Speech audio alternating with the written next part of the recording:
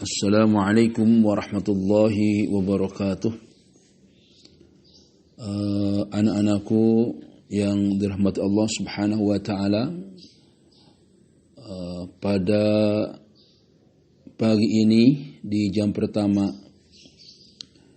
pada pelajaran virtual atau yang disebut dengan daring, Bapak akan menjelaskan surat Al-An'am ayat 152. Kemudian akan menjelaskan tentang isi kandungan surah Al-An'am. Juga akan membahas tentang asbabun nuzul dari surah Al-An'am. Tapi sebelumnya, kalian silahkan baca doa masing-masing dengan membaca surat Al-Fatihah di rumah masing-masing. Dipersilahkan. Sebelum penjelasan daripada surah Al-An'am, Bapak akan membacakan dulu biar barakah, dan kalian juga menyimak bacaan Bapak. Mudah-mudahan kalian mendapatkan pahala dari Allah Subhanahu wa taala. Amin ya Allah ya rabbal alamin. A'udzu billahi minasy syaithanir rajim.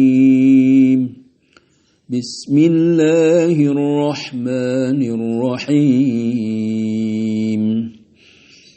ولا تقربوا مال اليتيم إلا بالتي هي أحسن حتى يبلغ أشده وأوفوا الكيل والميزان بالقسط لا نكلف نفسا إلا وسعها وإذا قلتم فاعدلوا ولو كان ذا قربى وبعهد الله أوفوا ذلكم وصاكم به لعلكم تذكرون, yang artinya, dan janganlah kamu dekati harta anak yatim kecuali dengan cara yang lebih bermanfaat hingga sampai ia dewasa, dan sempurnakanlah takaran dan timbangan dengan adil.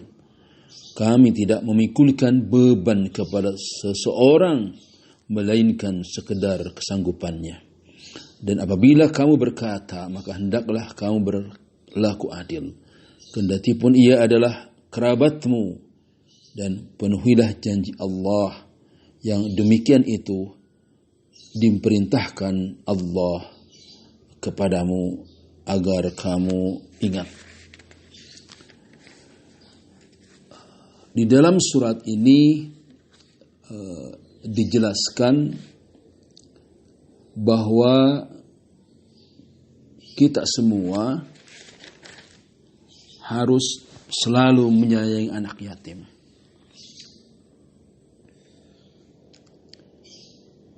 Menyayangi anak yatim dengan cara mengurus mereka, memberi makan kepada mereka. Bahkan hadis Rasulullah sallallahu alaihi wasallam bersabda, "Ana wa kafilul yatimi fil jannati hakada." Wa asyara bisyababatain. Saya, katanya, bersama anak yatim di surga. Dia mengisyaratkan dengan dua telunjuknya.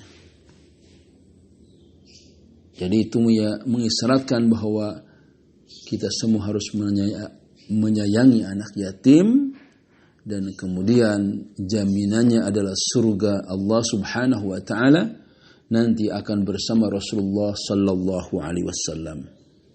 Mungkin kalian mau enggak surga Allah? Pasti mau dah. Menyayangi anak yatim bukan berarti mengurus tapi menghardik.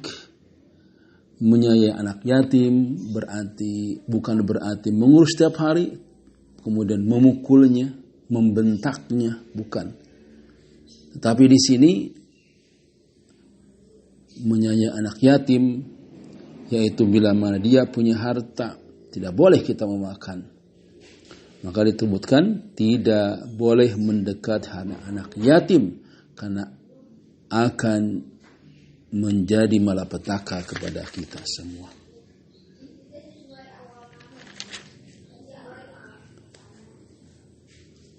Di dalam surat Al-An'am tersebut, sebelum Bapak menjelaskan tentang asbabun nuzul, ada beberapa kandungan dari surat Al-An'am. Pertama yaitu tidak mendekat harta anak yatim. Jadi sekaligus larangan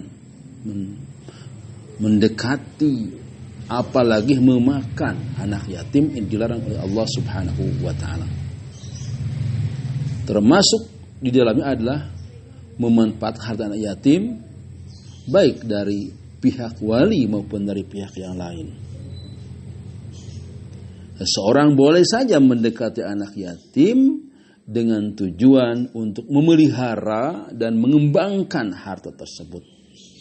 Tapi ketika sudah dewasa, barulah diserahkan kepadanya agar mereka berkembang, diterima di masyarakat, bisa berusaha sebagaimana layaknya orang lain yang mempunyai ayah dan ibu.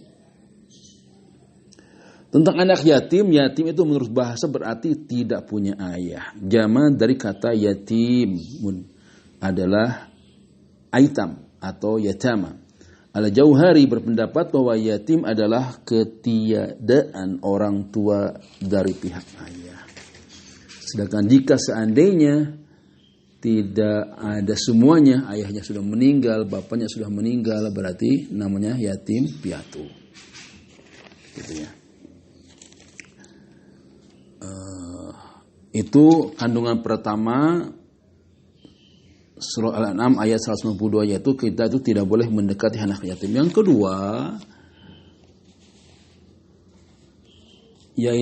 kedua adalah menyempurnakan takaran dan timbangan.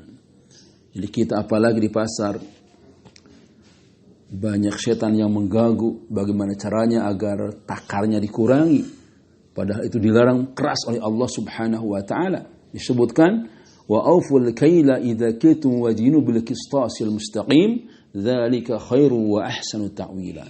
Dan sempurnakanlah takaran apabila kamu menakar, dan timbanglah dengan neraca yang benar, itulah yang lebih utama bagimu dan lebih baik bagimu.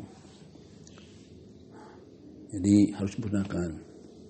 Jadi kalian mudah-mudahan nanti kalau menjadi pembisnis yang baik, menakar dengan takaran yang baik, akan nanti mendapatkan surga Allah Subhanahu wa taala.